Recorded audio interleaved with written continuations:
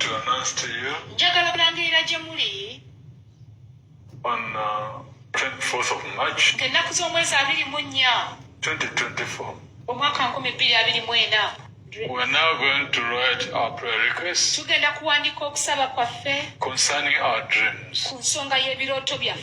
Is your dream to build a house? Write your dream. Is your dream to become a billionaire? Write your dream. Send it to the Kakande Ministry on our address, because we're still building. We shall be now sending our dreams requests with $300. But our commitment that we really love our dream, and we love our God, and we love to build the house of God. Now we shall send $300. Those who are abroad, write your dream, send it on the email with the $300. Now we shall download your dream. I'll be taking it to the prayer mount, and I'll be praying over them for 3 weeks. Surely your dream shall come to pass, and I'll send you the dream card. Yes, surely shall come to pass. Because the Lord say, I will not leave you until I've done all whatever I've showed you. The Ugandans will bring 1 million. Just our contribution to the building of the house of God.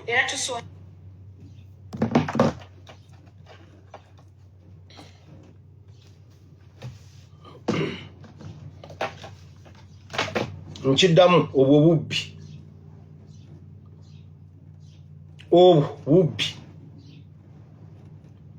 naye abasajja bakatonda bane buli musajja bakatonda we Uganda ine engeri jabyemu abantu ono omuwulidde kati nziramu bagamba okubeera biliyoniya bwe batosuba beera ba biliyoniya senga kwali kuwandiika buwandiisi prayer request no simanyi no gisindika simanyi n'okota senga ffenna tuli ba biliyoniyazi.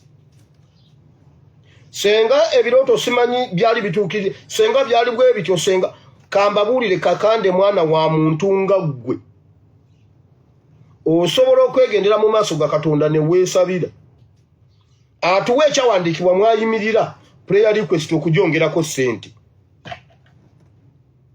atuwe ekyawandiikibwa kyayimiriramu kuba ekyawandiikibwa kyatuwadde tekikwatagana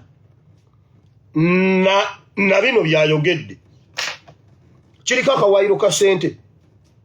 Kati muleka mbabuulire nali nvuga boda waliwo omwana omu kubanyambako okuyingira boda baali bamuyita Kagaba twamuziika bitundu by'Enyantungo Kyenjojo bamukuba katayimbwa yali mwana mwavu netukola netuvuga boda ye yanfunira boda gye nasooka ovuga looni nambulya nangamba nga nakajja mu boda kuba yeye yansooka nangamba wire eno togendangayo wire tovuga boda kirobe nze ebintu bye byonna bye yangamba ne mbikwata. Omwana oyo natandika okufuna kasente n'atunda piipi kyesooka n'agulayo endala n'agiwa omuntu n'agimuvugira n'agulayo endala kati yali alina piki empya ebiseera ebyo izaali zaakajja yali UEB oba meka. Omwana oyo abamumanyi yali avugira Bwenjogera ya stage ye yali ku Pride Theatre yakulira Makerere Kivulu. Kati bwe yafunamu kasente n'awasa n'apangisa mu bitundu bye Nabulagala ng'agenda yingira mu bintu ebyo bya Kakande we yateera entimbe mu Kampala mwonna ng'ayingira mu bintu bya Kakande ebyo ebiseera kakande yaleetera abasezi simanyi mbuna akutta abasezi simanyi mbuna abasezi simanyi mbuna abagulidde amasaati mbu simanyi mbuna abagulidde bodaboda nengamba kagaba toyingira mu bintu bya kakande weesonyiwe kakande kola sente zo nga kakande agambye mbu omuntu ayagala okugaggawala simanyi asasulayo mmeka agaggawale omwana yali alina pikipiki yempya ng'afuna munne ng'amutwala mu housing finance ng'ajjayo looni mbunno ng'oyo kakande amugamba owaayo miliyoni 4.3 miliyoni emu simanyi ya nsigo osimanyi buno ogaggawala 3 gakiweebwayo ogaggawala mu wiikisi 2 nga ngamba kagaba toyingira mu bintu olwa ina abawo obujulizi simanyi mboli yali atwala nku Southern Sudan mbo omusajja bakatonda munamusabira simanyi mbuno nafune sente simanyi munagira mbu kati mu myezi 2 alina lukululana alina kanta azimbye ennyumba alina motoka simanyi alina biki nga byonna babiteeka ku ntimbe ezo nengamba kagaba omwana bali bamuyita kagaba bwe mwogera b'omukivulu bamumanyi nga kagaba ayingira mu bintu ebyo nga yeewola sente mu housing finance nga atwalayo akakadde ewo omusajja bakatonda ngera ataddemu ezo prayer request bwawaayo nga kakande amubuuza okola mulimu ki ng'omwana amugamba nvuga boda nga kakande amugamba asatu ogaleeta ddi ko omwana nja galeeta kakande n'amugamba todda ku boda nga toleese sente zange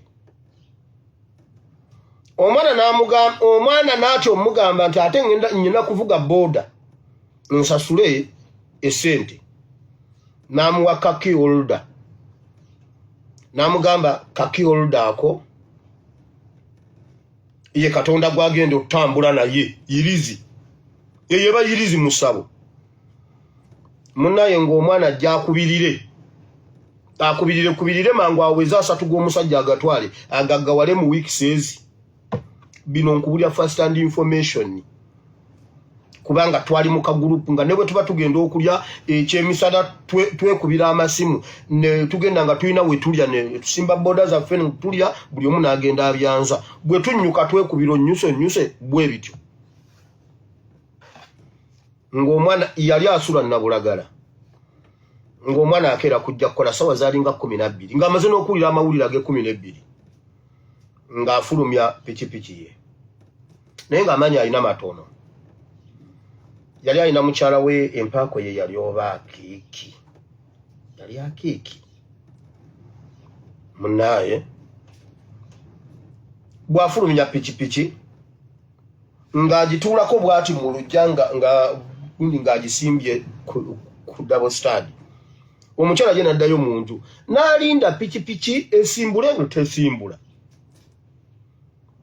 kati ng'omukyala ajjanga mugamba alaali kiki namugamba bw'oba wulira ngo tolina maanyi komawo twebake ojja genda edda nga kagaba akyuka ati ng'atunula mukyala nga kuba yali alina pressure ya sente ezo n'amugamba n'omukyala empaako njerabidde oba omukyala yali ani oba atenyi n'amugamba atenyi singa obadde omanyi nga kagaba ng'asimbula pikipiki ng'ava ennabulagala ng'ajja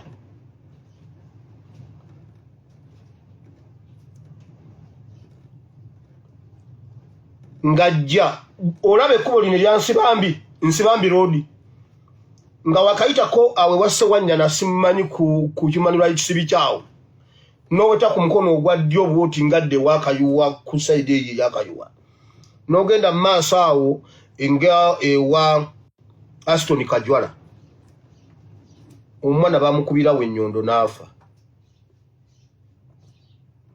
ku makya sawa 12 bamukuba ennyondo n'afa era mukazi we kakati batukubira amasimu era essimu ezaalimu ez'amangu n'eyange yaliko ono omumanyi ye kiki bamukubye ennyondo aliwa nti polisi y'enankulabye emututte ku polisi enankulabye nga tudduka misinde baginkubira ndikatwe wali kudayale sina kirala kye naddamu navuga buvuzi genda kusanga mukwano gwange Kagaba nga tumujja ku poliisi enankulabye nga tumuddusa nga tumutuusa Mulago bamukuba ennyondo ne bamukutula akawanga gundi n'ennyondo 3 nga tumutuusa Mulago ng'asulawo ng'asiba tutuuke Mulago nga batugamba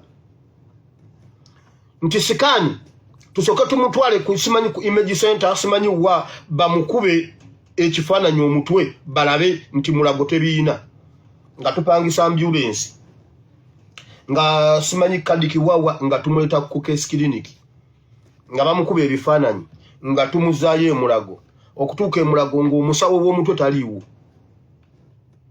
olwo ffe twekolamu omulimu ffe ababodaboda tukoze byonna tumusondedde tukoze buli kimu nga ssente weeziri tufuba ng'omusawo taliiwo omusawo agenda okujja enkera ng'omwana azimbye omutwe ng'agamba tetusobola kumulongoosa tumulinda azimbulukuke Kagaba n'afa naye Kagaba bwe baali bakamukuba ffe tuba tulwana wano mukazi we yadduka wa musajja wa Katonda n'amugamba munnange omwana ono bwati ne bwati nti bamukubye ennyondo pipi kibagitutte nga Kakanda amugamba yabadde alina kioluda ye yabadde mbisumuzo pipi kyojjajjiraba n'omwana ajja kuwona Kagaba yafa pipi kiyabulira ddala bino sikunyumiza bye banyumiza nkunyumiza bye nalimu obwo bulimba tambula weetuukire wa Katonda muve mu ba middleman muve mu ba middleman abo abalokola befula waliwo omuntu eyampereza mwemwe mu bimpereza Jose Lwadda simanyi buno yabadde aweza simanyi buno emyaka 75 simanyi 7 n'agamba abantu simanyi ayagala omuntu omwe emitwalo 7 mu kasanvu simanyi mmeka mu mmeka entono zabadde 7 kasanvu simanyi milioni mmeka mu emitwalo mmeka mbwe ayagala azimbe eddwaliro nga lisinga Mulago nga lya bwana ayagala okuwulira ng'obwana buli awo bukabi bwati during his retirement oli musawo muganda gwe musajja gwe mbunjagala kuwulira ng'obwana bukaba awo ebintu byonna byayogera nga bya bubbi yasuubiza okuzimba ekkanisa n'atulaga gundi yaayo mbunga waggulu wagwayo ennyonyi simanyi mbunga ennyonyi bw'ebeera mu bbanga ng'ekigambo kyewandiika eri ku rooftop Victory ndeeba Victory Center simanyi biki nga ne bw'obeera mu bwengulu okisoma simanyi nga waliyo n'ekisaawe ennyonyi kwezigwa tetunaba kiraba yata kati yaleese gundi y'eddwaliro terimanyi Mulago obubbi ono wa Pentagoni naye afuuse wa Pentagoni nono naye wuuno mmwe bannayuganda bagenda kubabba mukimanyi ti kati abalokole be basinga obubbi mukimanyi ti abalokole be basinga obubbi ako nkayisizaawo nako mukawulire genda yatyo owuni risiki bayibuli egamba bw'aba alina amaanyi agakikola bayibuli egamba bweti beba abasumba baffe betulina Uganda baava ku mulamu ogw'okusomesa endiga za Katonda basigala kwenoonyeza nsimbi buli muntu ayiiya butya bwafunye mu ndiga ze endiga bazifuliza okukolamu ensimbi ate nazo ne zikkiriza kubanga basajja battu ne bakazi battu tebakyalina kyakuzzaako akwata akatono k'ayina n'atunda ebikalu by'ayina asobole okufuna ensimbi ez'okuwaayo ewa musajja wa Katonda ne weebuuza nti ate lwaki totandikidde ku ako akatono ne weezimba okutuuka ku kinene ky'oyagala babasuubiza nti bw'onoowaayo ogenda kufuna obugagga mu myezi 2 basajja battu ne bakazi battu ne bapakuka weekanga bazze ku 0 nga batandika kkaaba nti omusumba gundi yanziba ate tokitegeererawo ogenda okukitegeera nti baakubba ng'omaze okuwulirayo abalala abakaaba mu ngeri y'emu gye babbibwamu naye ng'ate basajja ba Katonda be bakola ekikolwa ekyo kati teri mubbi asinga mulokole lwa nsonga nti ye akubbira mu linnya lya Katonda naawe n'owaayo ng'osiimye nono naye wuuno mmwe bannayuganda bagenda kubabba mukimanyi ti kati abalokole be basinga obubbi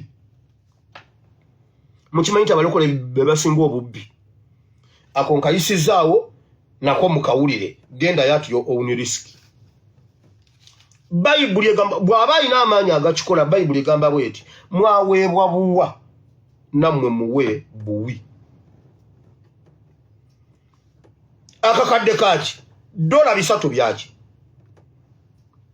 Mbu I will download your prayer request. Bwe mtu mwa downloading ebiwundu. Era omuntu n'ojja n'agamba mama bujinga ine ebiwundu ku simu nga wabirabye. Yandaze ebiwundu ku simu. Ebiri mu mugongo lwaki tolaga mugongo? Hii mama. Ebiwundu ku simu.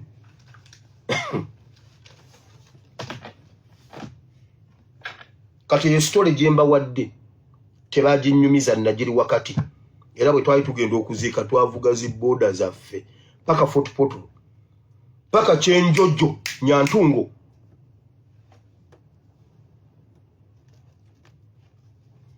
nyenze mu politics chemanyi mutegedde kabababbe okimanyi kati abalokole batandise ebivulu ngajjo bolabye abasiramu bwe babaleetera menke babaleetera ebivulu simanyi emisomo gy'abakyala simanyi semina y'abakyala ababuulizi gundi ne gundi okuyingira sente bweziti waliyo abayimbi bwe bati ebyo bye bazimu bya bubbi Benini agenda kujango izo bubbi abo basabavulu buli asatu mulu mu Desemba bakimanyi bateeko kikuba nambola ajule gundi ajule obwo bubbi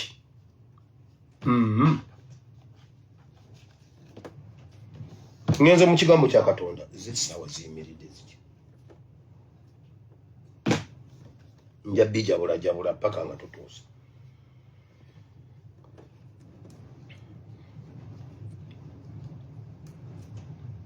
Bannayuganda we tuli mulabawo mukimanyi nti no tuli mu lutalo mumanyi nti Uganda eri mu lutalo oba temukimanyi ekikola obubi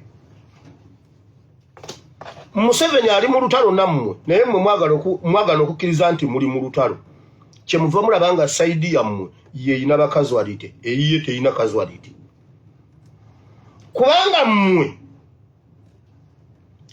mmwe mwagala okukkiriza nti Museveni akibagambye emirundi mingi nti kati nzizeeyo mu nkola ya kiyeekera nayo kyamasomero nzizeeyo mu nkola ya kiyeekera ne musanga emirambo ku kkubo ne mwebuuza ani yaleeta emirambo gino ani atemula abantu ng'akyogera ne mukuba engalo yakyogera e Masaka nti gavumenti munnemeredde gavumenti egaanye naye kati nkola ya kiyeekera ne mukuba engalo bwe yagamba Kaserini kusasira gwe siriko ina amabina manene sirika mumujjeko akazindalo genda yagamba kati nkola ya kiyeekera kubanga gavumenti ennemye ani alujjukira wulira naye mmwe abayimiridde abakimanyi nti tuli mu lutalo buli omulemera ku kyobadde olemeddeko buli omukola kyobadde okola n'abadde tannazuukuka naawe yazuukukira ddala tobongoota kubanga bwe tuli mu lutalo olwennyini oba oyagala oba toyagala ekirala nnyongera okubakuutira n'okubategeeza temuli mwekka ako mukaleke mu brackets temuli mwekka kubanga baba Museveni balowooza mbuno bo byonna babimanyi byonna babikoze byonna babikola mu sente zino zagambye okutwavuwaza nga agize amafuta bagambye beetaaga sente nnyingi nnyo mu kalulu kubanga balina okuleeta amagye okuva mu Angola 2016 bagambye amaanyi n'amasannyalaze His Excellency byalina biyitirivu obungi Masaka teyabaddeyo balwanye na linnya lye nga mutabani we yakagendayo n'avaayo ng'asafalinze bulo political bros yakomyewo emiwa gyonna bagikubye atonnya musaayi naye bannanga omuntu ali okumpi n'omusajja gwe bayita Lutamaguzi mumpeere ekyokunywa Lutamaguzi yakubye bannayini Lutamaguzi yagambye beba baleeta obuyinza laba Kagabo yafreezingidde mu studio n'atandika okumutiisatiisa wuuyo akulaba Lutamaguzi agamba twala erifo ye waffe Nakaseke n'obwa kansala tebabumuwa naye bale mutabani wa Museveni yakola ki Franka tumwebaze okweteekerateekera omwana wa munno n'omuttira omukolo mbwe mbizi ineze neba nairuta maguzi mu munda abiri ekirala banaye Speeker yesomye okutuusa obulabe ku Spire Ssentongo Honorable Ssenyonyi Honorable Ssenyonyi Honorable Waiswa Mufumbiro Honorable Zake Spire Ssentongo abantu omuntu yenna awambibwa akolebwa ekintu kyonna government ne Speaker tebabalimba mbuno simanya accident oba biki Speaker yakiri emabega kubulidde nzizeyo mu politics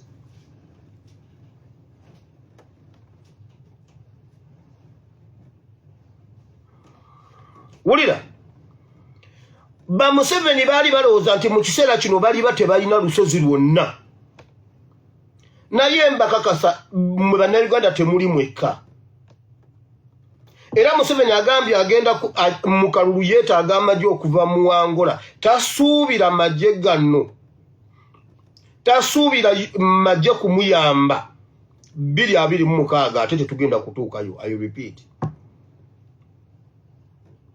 okiwulira ekintu kyegamba nkubira omulanga bannayuganda muzuukuke twekwanye kuba essaawa zino tukyalina upper hand ku buli nsonga yonna egenda mu maaso mu ggwanga Uganda njagala olabire ku kintu kya parliament kye tugikoze njagala olabe kye tukola gavumenti ne structure zaayo zonna nga bwe yazizimba ekkanisa ekereziya mengo opposition ne gavumenti bonna bali ku ttaka eggwanga lyaffe likyali mu mikono gyaffe naye bwe muleka ejjongo ly'abo abasajja ne lyeyongerayo ne muba nga temukyasobola okumanya Buganda jjo waliwo omuntu aneebazizza jjo olw'okuyimba oluyimba lwa kiwaanyi n'emmengeesi ya kiwaanyi mwatusiba ekiwaanyi mbu obwakabaka bwakomawo nga ne mu ndagaano y'olwenda yalekera Buganda embavu n'amaanyi aga legislation, taxation and administration. Era ng'owa n'omusolo ogw'emmundu simanyi ng'owa 3 rupees and what rupees omusolo n'endagaano y'olwenda yagirekawo mutabani wa Kalekyezi najja n'abibajjako mbu NRM egaanyi mbu NRM fenga NRM neyo tugaana mwaka fulumbe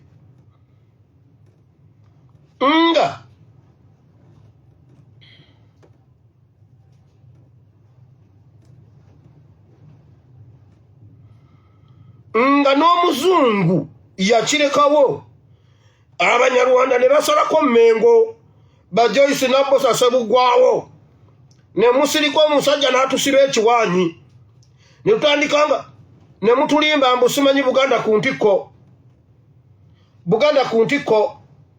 nga Buganda mugikubye ku ttaka ulira. And this is what we have told these traditional leaders in the CA. They brought all those federal, I don't know what. We said no.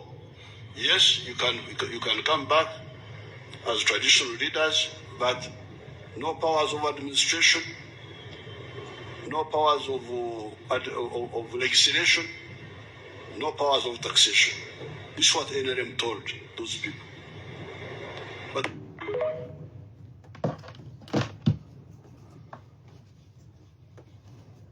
Kabaka n'atugamba sirina buyinza, Mayiga n'atugamba wamma abalimba Buganda eri ku ntikko. Ani awakanya Kabaka?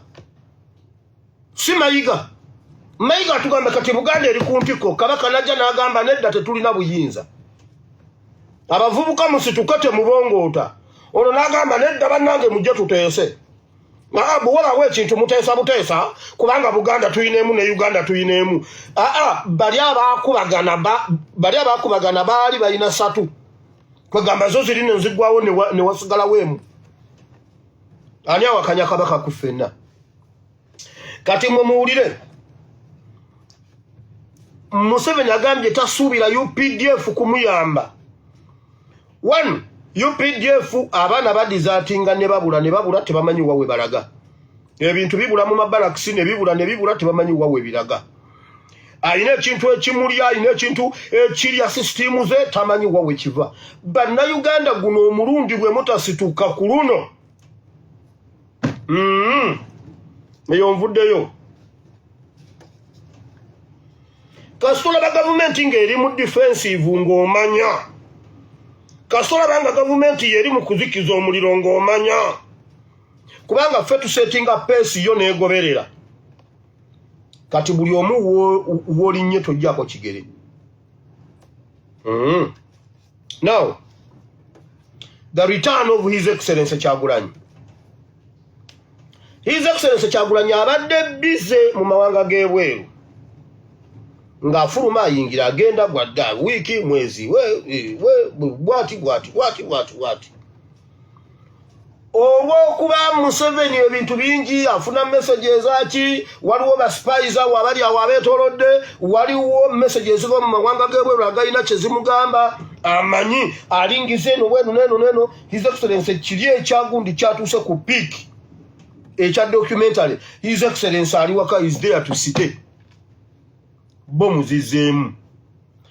Mugende mulabe video je nakola ngenaku z'omwezi 13 ogwokusatu n'ennaku z'omwezi 14 ogwokusatu. Ng'ennaku z'omwezi 13 ogwokusatu nayogera ku bomu ewakayanja ku chachi ku Farmers Market simanyi ku Nabunya Road n'ensambya Kirombe ku kapaaka ku kabuliji ka taxi park eyo ya 13. 14 nembagamba waliwo akabinja k'obuyeekera ke baagala okukola aka Mau anegotiating bafune amnesty kigwerekerere mu nuupu. Genda abe video gye nakola nga 13 ne 14. Okakasenti Mpoma Satellite kati eno message egenda wa mukoddomi wange de wakiki. Ebigere ebyatwala Felix Kurayije bikututte. Kurayije ebigere ebyamutwala ku byamwesigwa olaba ku luno Kurayije yaganye byogere ebyo ebyekisiru naye leero yaganye n'akwokesa. Kati wamawulira gwe mukoddomi wange akiki ensonga z'eggwanga tojja zisiruwaliramu de wakiki. Mukimanya nti Ministry of Defense ndi mu ngalo bweti njirina. Tewali bye mubala kuleeta bitono nnyo ebisobola okumpitako ebisobola okuyitako mu mulembe guno. Kati ddayo muluke ekintu ekirala ekyo tukimanyi kubanga twabyogera nabyogera 13 ne 14 gendo laba amawulire agabaddewo eggulu nga de wakiki ayambadde ebyambalo byebimu. Kati gwe mukoddomi nja kukukuba empi ne muwala wo mu mutwale mwannyoko mu mutwale kuba atera nze mulina nze mulina. Kati ebyo bye musinikasinika ebinnyo gwe mukoddomi nja kukuba empi ne Fort Portal bampagire kubanga tukoye obusirusiru bwammwe. Ebigere ebyatwala omugenzi Kurayije bikututte naawe. Nfunye amawulire gesinaba confirminga nti Kadaga addusiddwa e Kenya sigajje ku Mpoma Satellite. So ekintu kye sijje ku Mpoma Satellite nkiteekako obubracket. Amawulire agatali gesinaba kwesiga bulungi nti Kadaga addusiddwa e Kenya ng'embeera mbi. Jjo namulabyeko awo mu bya nkalala za NRM. Yabadde mu bantu yekanga yayambadde masiki. Omanyi lwaki yabadde yambadde masiki mu bantu? Ayina omumwa gulinga ekifi ky'ennyama. Kasita wakwatako. Ayina omumwa gulinga ekifi ky'ennyama kati ye n'ayambala gundi. Avunza akamwa. Mwebale gikwatako.